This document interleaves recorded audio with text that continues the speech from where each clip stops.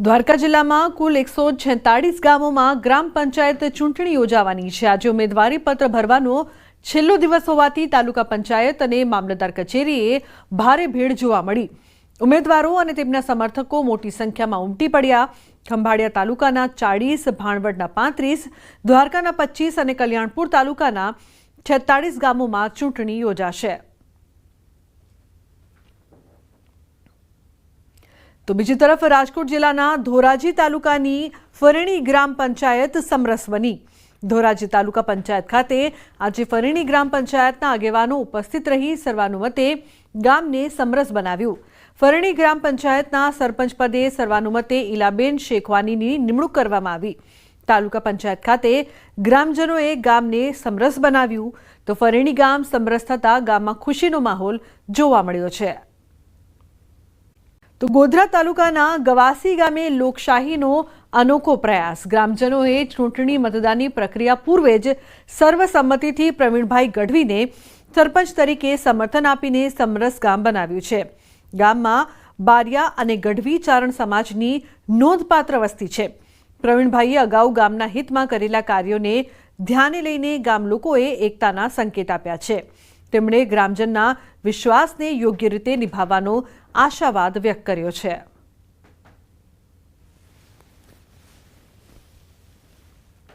ભાઈ આ પ્રવીણભાઈએ સારું કાર્ય કર્યું છે તો એને બીજા 5 વર્ષ ગામને સેવા કરવાનો મોકો આપો। અમારું પ્રાધાન્ય એ છે કે ગામમાં પાણીની વ્યવસ્થા ઓલરેડી છે પણ એનાથી વધારે મજબૂત બને। છેવાડાનું ગામ હોય, છેવાડાનું જે ઘર હોય એને આવાસનો લાભ મળે, રોડ રસ્તાનો લાભ મળે અને ગામમાં બધા એકતાથી રહે અને સંપીને રહે એવો મારો પ્રયત્ન રહેશે। તો કડી વિધાનસભા ચૂંટણીમાં ભાજપે પાડ્યું ભંગાણ। સીઆર પાટીલ સંબોધન કરી રહ્યા છે। સીધા જઈશું ત્યાં। माननीय श्री नितिनभाई पटेल जी, महामंत्री અને પૂર્વ રાજ્ય કક્ષાના ગૃહમંત્રી શ્રી ધનજીભાઈ પટેલ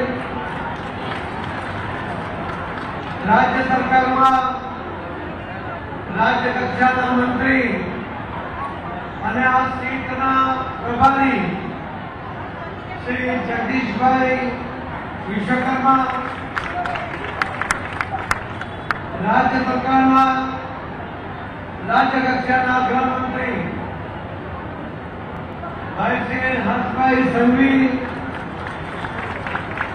राज्य सरकाરના राज्य कक्षाના मंत्री श्री मुकेशभाई पटेल,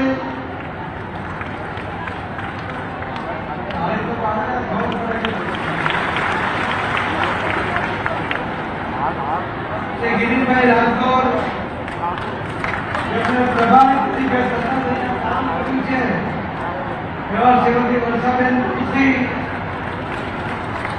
શ્રી સુરેશભાઈ પટેલ, પ્રસાદજી ઠાકોર, सुधाबेन पटेल, राज्यसभा सांसद श्री महेंद्र नायक, लोकसभा में हमारा साथी सांसद श्री हरिभाई पटेल, श्री मुकेशभाई पटेल, सुधाजी ठाकुर, सरदारभाई चौधरी, के पटेल, श्री कावड़ा जी,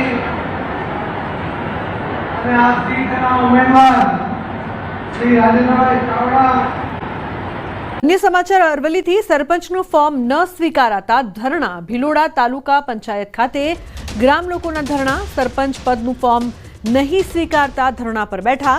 ગ્રામજનો સમય પૂરો થયો છે કહીને ફોર્મ ન સ્વીકાર્યું તેવું કહી રહ્યા છે। 12:30 વાગ્યાના તાલુકા પંચાયતમાં હાજર છતાં ફોર્મ ન ભરાતા આક્રોશ। સુનોક ગામના 50થી વધુ લોકો ધરણા પર બેઠા છે।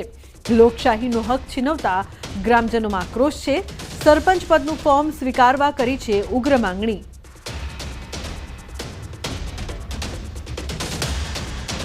આ લોકો ટાઈમ થઈ ગયો એમ કરી એમનું ફોર્મ પેલા ભાઈએ આયા હમણાં પેલા પાર્ટી એ લોકો કીધું કે ટાઈમ પૂરો થઈ ગયો। એ ટાઈમ પૂરો થઈ ગયો એમ કરીને અમારું બધું ફોર્મ સાઈડમાં કરી દીધા। અમે 12 વાગ્યાના ઓફિસે આવી પહોંચેલા। સમા પક્ષવાળાનું ફોર્મ ભરવાનું ચાલુ હતું તો અમારું ફોર્મ ભરવાનું કે તમારો ટાઈમ પૂરો થઈ ગયો છે એટલે તમારું ફોર્મ સ્વીકારવામાં આવશે નહીં। 3 વાગી ગયા છે, તમારું ફોર્મ લેવામાં આવશે નહીં। તો જ્યાં સુધી અમારું ફોર્મ ન લેવાય ત્યાં સુધી અમે અહીં ધરણા કરવાના છીએ. પણ અમારે સામેવાળા પક્ષના ફોર્મ ભરવાના ચાલુ હતા, પણ અમારા એમના ફોર્મ ભરવામાં 2:30 વાગ્યાનો ટાઈમ થઈ ગયો. 2:30 વાગ્યા પછી અમારા ફોર્મ સ્વીકારવાના આવ્યા. હવે 3 વાગ્યા સુધીની અંદર અમારા ફોર્મ પૂરા ના થયા અને છેલ્લું અમારું લાસ્ટ ફોર્મ રહી ગયું. કડી વિધાનસભા ચૂંટણીમાં ભાજપે પાડ્યું ભંગાણ. આખું ગામ આજે ભાજપમાં જોડાયું. કડી તાલુકાનું કૈયલ ગામ ભાજપમાં જોડાયું તો ભાજપના પ્રદેશ પ્રમુખ CR પાટીલ પણ ઉપસ્થિત રહ્યા છે. મહત્વનું છે કે કૈયલ ગામનું 1500નું છે વોટિંગ. તો આખું ગામ આજે ભાજપમાં જોડાયું હતું. ઉલ્લેખનીય છે કે કડી વિધાનસભા ચૂંટણીમાં ભાજપે પાડ્યું મોટું ભંગાણ. કડી તાલુકાનું કૈયલ ગામ ભાજપમાં જોડાયું હતું. CR પાટીલ પણ એ સમયે ઉપસ્થિત રહ્યા હતા. તો કડી વિધાનસભા ચૂંટણીમાં ભાજપમાં સમગ્ર ગામ છે તે જોડાયું છે. ઉલ્લેખનીય છે કે ગામનું 1500નું વોટિંગ છે અને સમગ્ર ગામના જે લોકો છે તે ભાજપમાં જોડાયા. તે સમયે પ્રમુખ CR પાટીલ પણ ઉપસ્થિત રહ્યા.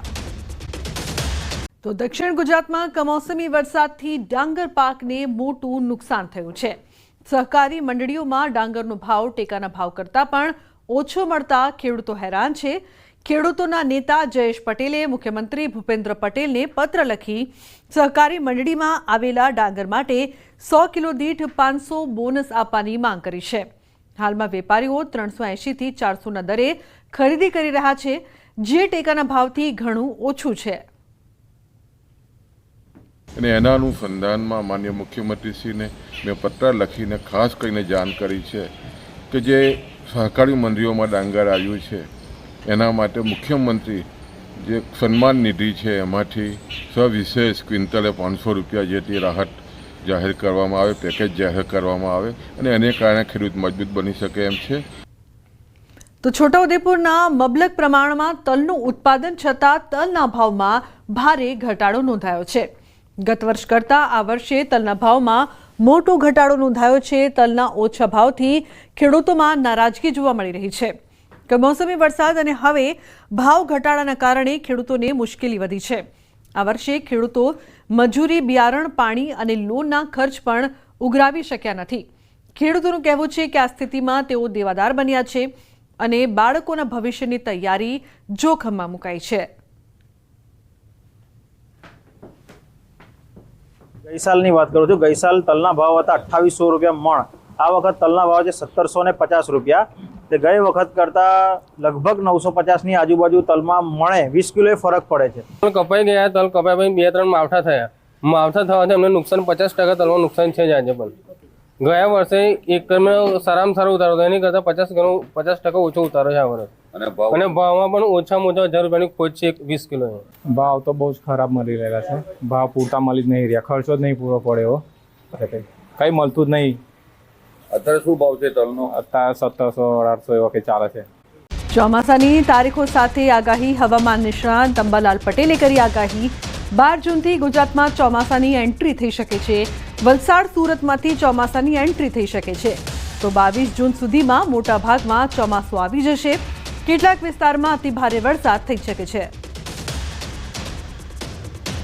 હવે ચોમાસું તારીખ 10મીએ લગભગ ક્યાંક વલસાડથી નીચેના ભાગોમાં અથવા સુરતના ભાગોમાં પહોંચી શકે અને આ ચોમાસું લગભગ આગળ વધતું કેટલીક મોસમ પ્રણાલીના કારણે તારીખ 12 થી 15માં ગુજરાતમાં આવી શકે અને તારીખ 15 થી 22માં ગુજરાતના ઘણા ભાગોને આવરી લે. પણ ઉલ્લેખનીય છે કે આ ચોમાસું અતિ ભારે વરસાદનું હશે અને કેટલાક ભાગમાં જળભરાવ થવાની શક્યતા રહેશે. તો વરસાદની વિસ્તાર સાથે અંબાલાલ પટેલે કરી આગાહી. મધ્ય ગુજરાતના ભાગોમાં ભારે વરસાદ થઈ શકે છે. સુરેન્દ્રનગરના ભાગોમાં ભારે વરસાદ થઈ શકે. ચોટીલા, હળવદ સહિતમાં ભારે વરસાદ થઈ શકે છે. તો વડોદરા, પંચમહાલમાં અતિ ભારે વરસાદની શક્યતા. દક્ષિણ સૌરાષ્ટ્રના ભાગોમાં અતિ ભારે વરસાદ થઈ શકે છે. ઉત્તર ગુજરાતના ભાગો, મધ્ય ગુજરાતના ભાગમાં ભારે વરસાદ થવાની શક્યતા રહેશે. ચોટીલા, હળવદ, સુરેન્દ્રનગરના ભાગોમાં પણ વરસાદ થવાની શક્યતા રહેશે. વડોદરાના ભાગોમાં ભારેથી અતિ ભારે વરસાદ થવાની શક્યતા રહેશે. પંચમહાલના ભાગોમાં ભારેથી અતિ ભારે વરસાદ થવાની શક્યતા રહેશે.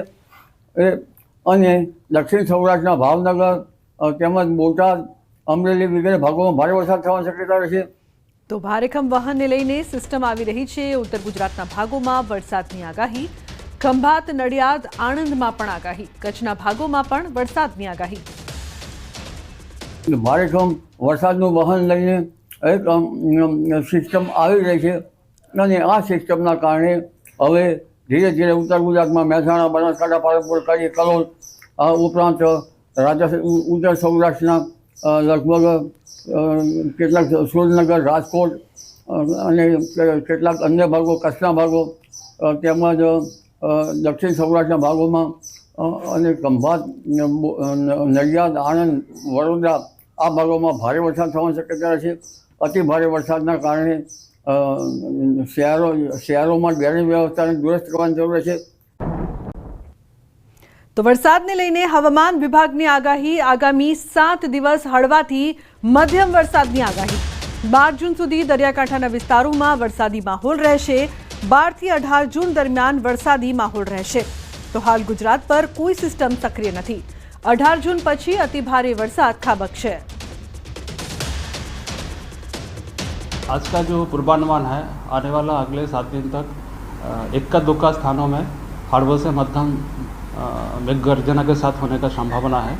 दक्षिण गुजरात की जो कुछ ही जिला में और सौराष्ट्र कच्छ की कुछ ही जिला में अगले 4 दिन तक ऐसे संभावना है.